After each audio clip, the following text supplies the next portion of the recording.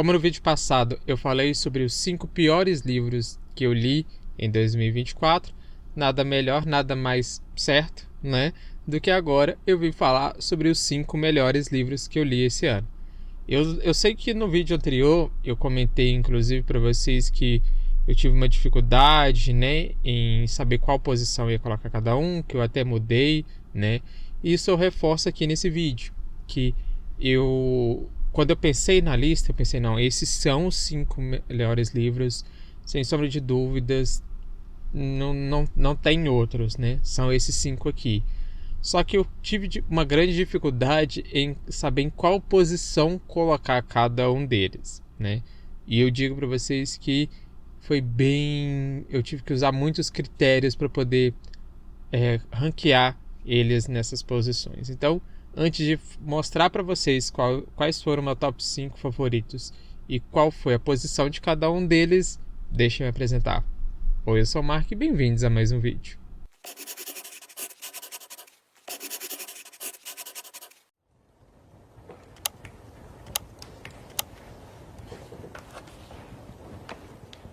Em quinto lugar ficou um livro que me surpreendeu muito, sabe? Foi tanto um início de um ciclo, tanto para mim quanto para mais pessoas, né? Que foi o primeiro livro que a gente trouxe para o Clube dos Livros Imortais, o meu clube do livro, né? Onde a gente lê livros clássicos e tal. E 1984, que eu li nessa edição, né? Pro clube da Dark Side. Foi uma edição muito tranquila de ler, não tive problemas com a tradução, né? Teve um prefácio e um pós-fácio incrível, sabe? A história me prendeu, eu fiquei me questionando, as discussões no clube foram muito enriquecedoras e os apêndices, né? Os textos extras que essa edição da Dark Side trouxe é incrível, sabe? Trouxe mais embasamento ainda, né, para a história de 1984. Eu achei assim incrível, sabe? Toda a construção, a questão do novo falar, né? A questão de regime. O plot desse livro é de Kyle Koda. Nossa, ele é perfeito. Isso é que é plot. Eu nunca ia imaginar isso. Nossa, mas nem longe, sabe? Então em quinto lugar, sem minhas delongas, em quinto lugar, eu coloquei 1984. Agora, pro quarto lugar, esse ficou muito entre o quarto e o terceiro, né? Em quarto lugar, surpreendendo algumas pessoas, né? Eu trouxe um livro independente. Na verdade, nenhum livro, é uma HQ independente que eu li esse ano. E eu tô falando de Até o Fim. Essa HQ é essa edição especial, né, que eu consegui comprar. E tá saindo até os negocinhos que veio dentro dela. Tem um cardzinho, não, como que chama? Marca-página. Deixa eu até guardar aqui dentro. Ela foi escrita, né, no caso aqui, pelo Eric, o Gustavo, o Michel e o Davidson, acho que é assim, Davidson, não sei como é que se pronuncia o nome dele, né? Mas eu vi muito ativamente nas redes, né, o Eric e o Gustavo. Essa HQ, né, como eu disse, ela tá aqui em quarto lugar porque ela me surpreendeu muito. Ela fala sobre o luto, mas principalmente não sobre o luto em si, mas sobre questões pós-vida, né? Sobre como cada pessoa tem uma visão diferente do que é o pós-vida, sabe? De um modo que assim, todas são válidas, todas são certas, não tem essa de certo e errado. Questões de se desapegar, sabe? Questão de sentimento também é retratado aqui. E eu coloquei essa HQ, apesar de ser... Mark, nossa, mas você colocou uma HQ independente em quarto lugar no seu ranking? Sim, porque ao final dela eu chorei. Dificilmente eu me emociono com uma leitura em HQ, né? E essa me tocou profundamente, sabe? tem uma ligação aqui muito forte entre irmãos, e quem tem irmão ou irmã vai entender bem o que eu estou falando quando se fala em vida após a morte com relação a irmãos, sem dar spoiler, né? Então, me pegou aí. Eu não vou me aprofundar tanto, porque eu lembro que eu chorei em vídeo. Se eu começar a lembrar da história, eu vou começar a chorar aqui também. Então, só vou dizer que em quarto lugar ficou a HQ Até o Fim. E chora. E eu quero ver você chorar, viado. Eu quero ver você chorar. Em terceiro lugar, ficou um livro de suspense. Assim como no vídeo anterior, acho que foi em terceiro, não, foi em quarto. Foi o quarto lugar. Teve um outro livro dessa mesma autora que infelizmente não foi tão bom assim, mas dessa vez ela veio, garantiu a medalha de bronze em terceiro lugar com um livro que me prendeu e me surpreendeu. Eu tô falando de... É um convite? Não, Convite para um Homicídio, da Agatha Christie. Eu fiquei em choque, sabe? Esse livro prende, esse livro tem aquele quê de Agatha Christie com muitos personagens, um mistério, você tentar desenvolver ali com... Acho que esse aqui é com... Não é com Poirot, não, porque sempre tem dois, né? Tem o Poirot e esse aqui eu acho que é com a... Gente, como é que ela chama? Deixa eu ver. Why? Tô puxando mineirês aqui. Não tem o nome da senhora? Tem. É uma senhora, não é? Pera aí. 3 dias depois... Achei aqui. É com a Miss Marple, né? Esse daqui é com investigação com a Miss Marple. Eu achei, assim, novamente, incrível. Eu não esperava. Também tem um plot incrível. Mas esse livro me prendeu. Eu, por vezes, eu coloquei em terceiro lugar porque eu ficava muito num ping-pong, achando assim, não, eu acho que o assassino, né, que a culpa de tudo isso que está acontecendo é fulano. Aí quando eu ia ver esse fulano tinha um álibi muito bom, ou tinha alguma coisa ali que tirava ele e colocava outro na cena do crime. Aí eu ia pro outro. Aí quando eu ia ver, o outro morreu. Eu falei, pronto, então não era ele, então será que era o outro? E não, aí eu jogava pra outro, sabe? Então eu ficava quase que nesse esquema que eu tô fazendo aqui com a cabeça, né? De tentar entender quem é o culpado, né? Pra esse convite pro assassino, pro um homicídio, pro assassino, não, desculpa, pro um homicídio. E no final eu não esperava, sabe? Fechou muito bem, com total coerência e coesão, né? Assim, incrível, sabe? Terceiro lugar fica com o Convite para um Homicídio, da Agatha Christie. Sem sombra de dúvidas. Gente, só pessoas inteligentes entenderiam isso. E eu entendi. O segundo lugar, infelizmente eu vou ter que deixar a imagem dele aqui, porque tá nessa remessa de livros de aonde foi parar. Eu não sei onde que foi. Eu li ele no começo do ano, né? Também foi pro projeto aqui 1212. Foi o primeiro livro desse projeto, na verdade, que foi aqui do Brasil. Eu tô falando de Torto Arado. Eu sou obrigado a pagar, como diz o pessoal, né? A pagar a conta no final do jantar, né? Eu acho que tem um negocinho de ajudar a pagar a conta, dividir a conta, alguma coisa assim.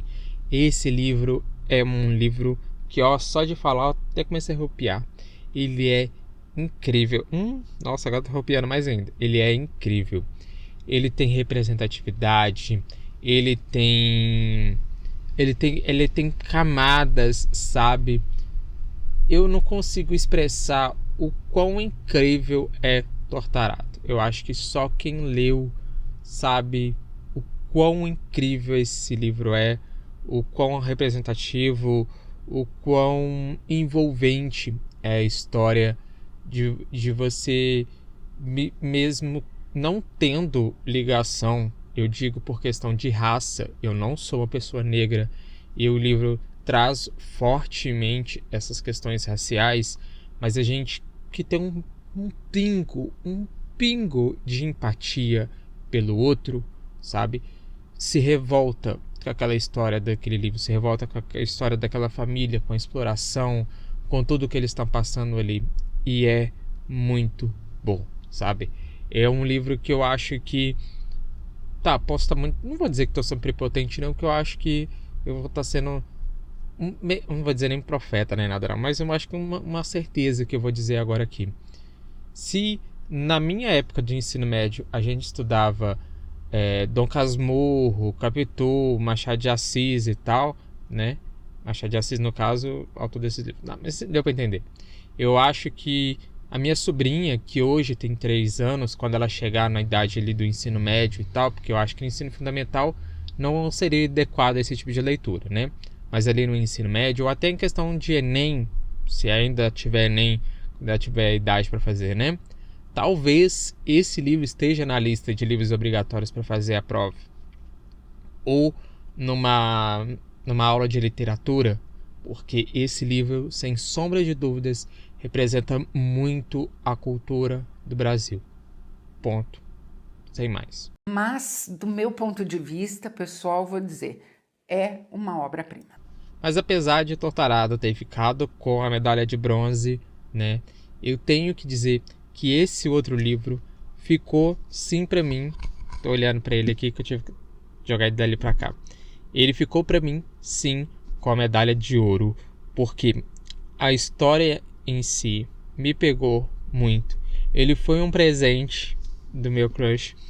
Ele foi um presente de Natal, não, desculpa, que ele já me deu presente de Natal também, tá ali, depois eu tenho que ter que postar nas stories. Foi presente de aniversário. Eu não estava esperando por esse livro, eu já estava namorando esse livro há muito tempo. Eu li, eu amei a história, amei tudo, e eu tô falando de Guerra, Adorável Guerra. Gente, esse livro é assim um deleite para amantes de fantasia, mas principalmente para amantes de romantasia. E eu, Mark, mas você já lê muita fantasia, né? O livro de romance está ali perto. Mas por que então você colocou esse livro em primeiro lugar, acima ainda de Tortarado? O critério, como eu disse, né? Tava ali muito tentando descobrir se eu colocava, qual que eu colocava em primeiro, qual que eu colocava em segundo e tal. Tortarado e Guerra, Adorável Guerra ficou nessa questão aí. Só que eu tenho não vou dizer que é um problema, porque não é um problema. Eu tenho uma aversão a livros, a filmes, a qualquer coisa relacionada à guerra. Eu sei que é um passado da nossa história como humanidade em si, né? Que a gente sempre tem que lembrar e tal, mas ainda assim me incomoda, sabe? Eu não gosto de tragédia, filmes de tragédia eu não gosto nem de ler, quanto mais de assistir. Então, em Guerra, Adorável Guerra, tem essas questões da guerra, tem as consequências da guerra, discriminação e tudo mais, mas eu acho que o toque de romantasia ali junto deu uma maciada, sabe? Deu uma... Não tirou o horror da guerra, sem sombra de dúvidas, não tirou, mas aí deixou aquele gostinho de esperança, sabe? Aquela sensação de que no final eles podem ficar juntos apesar de tudo, né? Que não vai ser mais um livro de guerra, onde no final um deles vai morrer, vai viver a vida inteira de luto, vai morrer de depressão, sabe? Então eu senti isso com esse livro. Então, por isso, mais absolutamente por isso, que Guerra, Adorável Guerra ficou em primeiro lugar para mim, acima de Tortarado. Mas como eu disse, 2 livros incríveis, 2 livros perfeitos, sem defeitos, mas Guerra, Adorável Guerra virou meu queridinho, virou meu xodózinho desse ano, sabe? Eu amei ler esse livro e eu vou reler esse livro assim que eu começar a perder um pouquinho da memória sobre a história dele, porque vale muito a pena. Sabia? Não sabia? Então agora você está sabendo. Então, gente, esses foram os meus 5 livros favoritos de 2025. Eu recomendo a leitura de todos eles, recomendo presentear todos eles, principalmente Guerra, Adorável Guerra e Tortarado. Tortarado eu recomendaria para pessoas mais 25, né? 25 mais por questões de maturidade, para poder entender a história e absorver a mensagem que ele traz. Agora, Guerra, Adorável Guerra, 18 mais, né? Ou até 16 mais, se a pessoa não tiver já habituada com algum tipo de leitura, né? Porque hoje em dia os jovens lê Hot já com 14, 13 anos, né? Quem sou eu pra jogar? Não tem menino, nem filho, nem nada, né? Mas Guerra, Adorável Guerra, de 16 mais, uma super recomendação também de leitura, certo? Tenho algumas ideias, algumas propostas, né? Algumas ideias de quais livros vou ler ano que vem. Estou lendo um livro atualmente que tá ali. Eu não encaixei ele, nesse livro que eu tô lendo agora, eu não encaixei ele nessa lista nem de piores nem de melhores, porque eu sinto que, assim, 2 motivos. Eu tenho certeza de que eu não vou terminar de ler ele esse ano. Sem sombra de dúvidas, eu não terminei de ler ele esse ano. E 2, que eu sinto que ele não tá nem dos piores, tá longe de ser um dos piores, mas também não tá muito perto, assim, desse ranking meu de top 5, não, né? Então, por isso que eu já tô postando esse vídeo antes de lançar esse livro. Olha, antes de terminar de ler esse livro.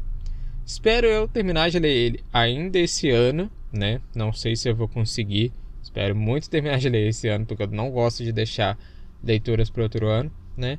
Mas tendo em vista que eu provavelmente vou terminar de ler ano que vem, eu trago a resenha dele ano que vem. Que ele inclusive tá aqui, ó. Eu até vou mostrar para vocês, só dar um spoilerzinho para vocês de qualquer brevezinho, né? É esse aqui, ó. Olha o calhamaçozinho, né? Não vou terminar de ler ele esse ano, nem se eu quisesse. Então, fica aqui o spoiler de uma resenha futura para Mark de 2025 aqui para o canal, certo? Então, tendo dito isso, eu vou ficando por aqui. Agradeço a todos vocês que me acompanharam aqui nesse ano de 2024. Espero encontrar vocês e mais pessoas, claro, no ano de 2025, com mais resenhas, projetos, né, que eu estou desenvolvendo, tudo que eu conseguir, que eu penso, né, que eu pelo menos planejo mudar aqui para o canal e trazer de diferente, eu vou estar trazendo, mas por enquanto eu vou dizer que eu vou ficando por aqui e eu vejo vocês na próxima. Até o ano que vem, pessoal. Tchau, tchau.